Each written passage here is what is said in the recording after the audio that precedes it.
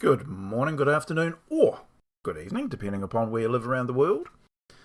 It has been some time since I'd created a more of a SketchUp directed video, doing most of my recording out in the workshop. And that has fully occupied me for quite some time, but sometimes I'll have to pop in and create a model, the one that we've got in front of us here in fact, to actually help me complete my workshop sets of or efforts. What we want to look at here is a couple of things.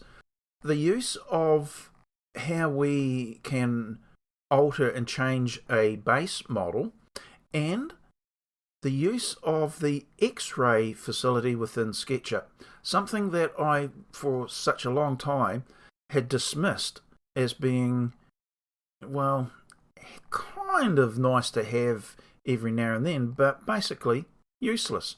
But how I could have been so short-sighted, I don't know. It is absolutely a brilliant and very useful tool. I use all the time too, I've got to say, but only for those moments that is exactly the tool I need. Apparently in the new the 2026 version of SketchUp, they've changed things slightly to kind of include an aspect of different aspects of tools that overlap each other, and I've got to say that they will be well received. Anyway, I haven't got 2026, and I have to have the workarounds. Anyway, what am I doing?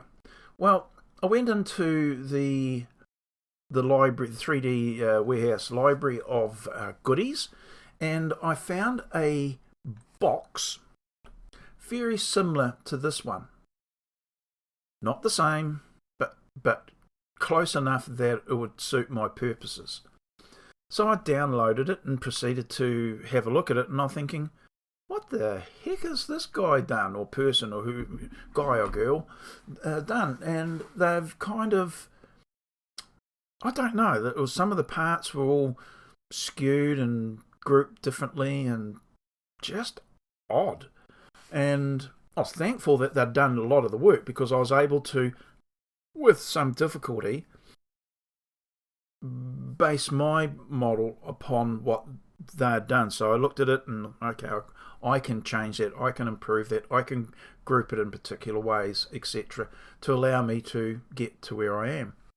Also, this is descriptive rather than prescriptive of these sort of boxes. So, meaning that it describes it, but doesn't actually say it is this measurement in this dimension in any one area. So it's descriptive of a lot of different boxes. It's generic, you could say, but it's quite prescriptive to the type of box I have available to me here in New Zealand from a company called Fuller.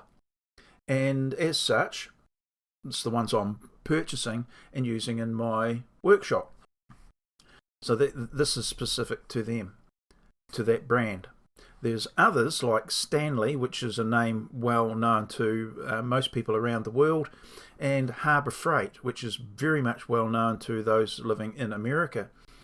We don't have those here, and while I could probably purchase them, that would seem quite redundant, because the Fuller brand is available here at my local merchant's hardware store, and for about the same price in New Zealand dollars. So it seems a bit redundant to try and use anyone else's boxes. So I wanted to make the models, didn't I? But we have these deeper boxes as well, and I made that box based off of this box, which had been altered from the, you kind of get the idea. And then I wanted the dividers that are available in these boxes when I buy them. So they will, of course, be different from the Harbour Freight and the Stanley ones, but not by much, I'm going to suggest. Just saying. And there, one aspect which I haven't even included in mine is that the lip on the side of the box, which some people use to support the boxes in the storage facilities, I haven't shown here, and is quite small on the Fuller brand. So ideally wouldn't be suitable for that use. And I don't like that idea anyway. So, okay, what have I done with this box? Well, after breaking it down and remodeling the handle completely from scratch and changing the top and did quite extensive work, I decided I wanted to make this deeper box, which I did this morning. And I'm going to now make a quick, or just actually we'll hide that. I'll move this across, and we're going to remodel it to make this version here. And it's going to be very simple and not complicated.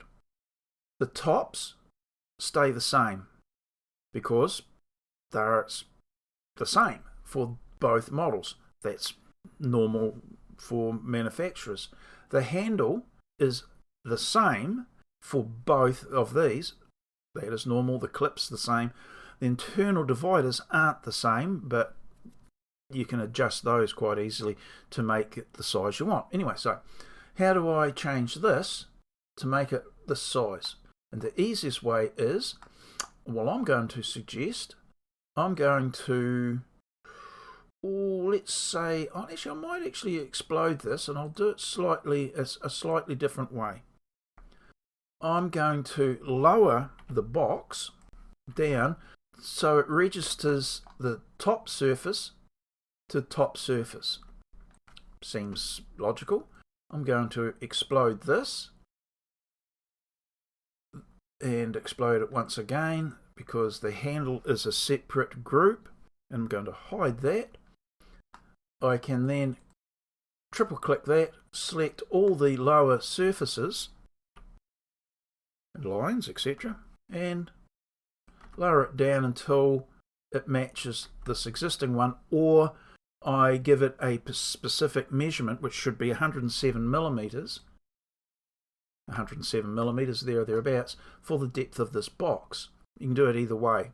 I quite often will put a line of 107 millimeters from the smaller box. Well, let's do it now. We can quickly go back like that. I know this box is 107 millimeters. I can put a line down vertically like that, type in 107 millimeters. That's easy to do. Click on here, find all those lower parts of the box, select that a point at that point, and then lower it until I intersect the 107 mm line. Either or, both work. Now I can expose everything again, and all I need to do there is to lower that until the midpoint, there or thereabouts, or a measurement, because remember I was saying it's descriptive rather than prescriptive, and I can lower that until it reaches a midpoint somewhere about there. And I can just reference that just now to the other handle just for the sake of keeping them the same. So now I've taken a box which I had originally altered to fit my Fuller brand of boxes available to me, changed the handle completely to make it the same, and I'll show you the original, kind of the original in a moment, and then changed the lid, changed the clips, and created the dividers. And the dividers of each are different, but they're just alterations of a basic shape. Okay, so that was easy. Now, where did the X-ray side of it come in? Well, oftentimes there may be ways of doing the stretching, which I'm going to do in a moment, that the x-axis is, the X-ray is much easier to use. Now, if I explode that, hide that, I'll explode that as well, hide this. Sometimes, if I want to scale something, let's have a think of this. If I put the 107mm line in there, this one here, and then I go to scale it, I can sometimes have difficulty. No, that's not actually true. Well, it's true, but sometimes you need the the X-ray to expose where our stretch is going, and it exposes the nodes for stretching a lot more clearly and gives us a better point to scale to. Well, it's badly worded, but I can see through things, and the X-ray exposes and allows us to select things internal to an object, which is not always possible or not always easy to do when it's still in its solid form. So I'd thought that people would use X-ray instead of being solid, and I just could not understand that when you started to doing complex shapes. You had all these additional lines or like this, it just became impossible. But being able to switch it on and off to allow you to peer into and select parts is a good thing.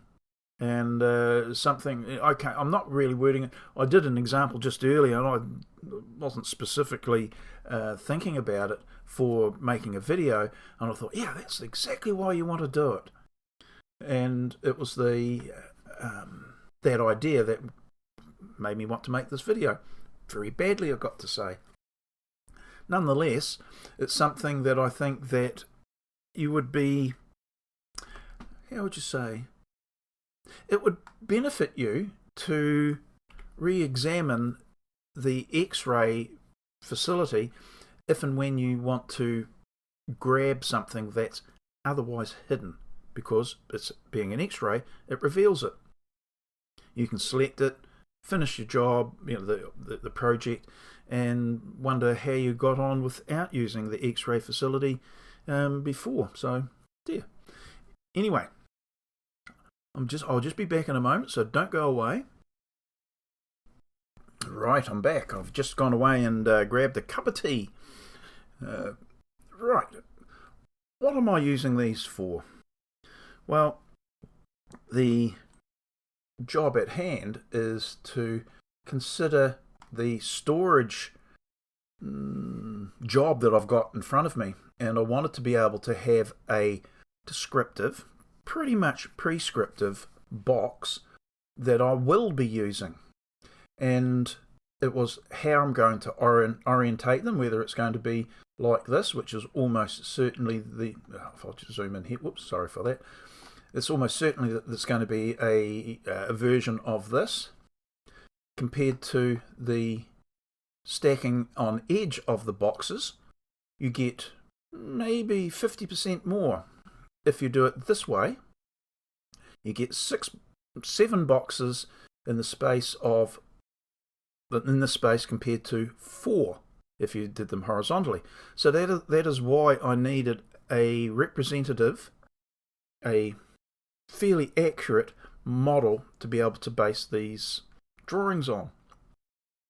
I've also got this box, the storage box. It's rectangular in the view from the top, and some of them are transparent, the ones I prefer, because you can see what's inside them. And that needed to be also of a fairly faithful representation of the real item.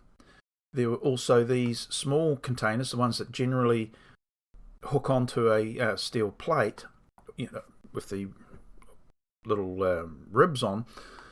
So that was something I had to consider too, and there were 2 versions of that, which are here, the black and the yellow. These are the short ones, these are the longer ones, We had to have representative fairly accurately shown so that I can consider how to lay things out. These I obtained from the 3D warehouse, this one here, and then I had to shrink and stretch, etc., to the dimensions I wanted. And that's relatively straightforward, and was utilizing that same method of, let's make a, and I'll just show you what we're talking about, 97 millimeters this way. And all I did was I selected that one box, found everything that I wanted to move, and I moved back to that line, wherever the line was. Aha! I do recall now what I had to do. You have to have an intersecting surface to easily find that point. Where are we? Where are we? Right there. Okay, so oops, my apologies for that. I did that, and I created, we'll ignore these lines at the moment because I'll get rid of those. I actually created the box to suit my actual situation. Pretty accurate, but not faithfully so, but pretty accurate nonetheless. So let's just get rid of the guides. So I started off with a box of that type, and no doubt this is how most, if not all, of the others have been created in one way or another. Quite often you'll see how on this red line you can see that those two dimensions are roughly the same, but down here it might be similar or same here but quite differently here. So they have actually stretched the model rather than taking the model and altering it the way I wanted. I'll just hide those. I think the way I do it, or showed, is a much more truer version of reforming or formatting the sizes. So yeah, it's more truthful, more faithful. These are the particular boxes I was talking about, the Fuller brand, and this is the dimensions of the cubes that go in, or the storage containers go in it. I created them like this, and hey presto, we've got a fairly good representation of the models that allow me to go down this path. What we do here is we can optimize the spaces between the varying boxes to allow us to, how would you say, one area can be changed to allow for the bigger boxes, these boxes here, or combinations of these. And figuring that out isn't always straightforward, but you need the boxes to start your modelling, and it's a damn sight easier than doing it out in the workshop. A lot of the work is done in model. You keep on changing the model over a little bit to see how you're getting on and making your decisions. Oh yay. So that's where we were or are at with this. So there you go. Simple, eh? That was quite protracted, but nonetheless, these are the latest versions of the efforts that we've gone to make it look more representative of the boxes that we're using. That's all I'm saying. And the use of X-ray, badly worded, is something that I think you should look at if you're not using. And when especially when you're selecting or scaling things, quite often the scale button or node is invisible to you for whatever reason. And turning on the X-ray makes it visible and therefore selectable. That was a bit better worded than the previous attempt. Rightio, that's it. That was my attempt at making something, well, clear to you. I failed that. But, yeah, and that's the other thing. I made comment once before that should I start filling out my YouTube channel, Sketchy Builder, obviously Sketchup and Builder, not being a Sketchy Builder but doing Sketchup, you kind of get it. A lot of these models will be specific to Sketchy Builder. and there are some that I think there may be other people might like. Now, not being generous up to a point, but not being silly, these won't be freely available. They will, however, be readily available for anyone that actually subscribes and joins my channel. There's no monetary benefit to me for selling these, and I am standing on the shoulders of some people, giants, some of them, and there are some that are original to me, but the actual effort that goes into changing these is not going to be monetized itself. But if you do actually, you have actually joined, they will, in some way, when I figure out how to do it, made available to you. So there's all that. Okay, that's it. I better wander off, finish my cup of tea, and go outside. I've got another project actually in part way through, and that is going to take some effort today, and that is actually threading like 150 holes, so tapping and etc. 150 holes in a 10mm steel plate. So oh yay, that might be a video unto itself. Probably will be. Rightio, that's it. I'll see you in the next one now. Bye.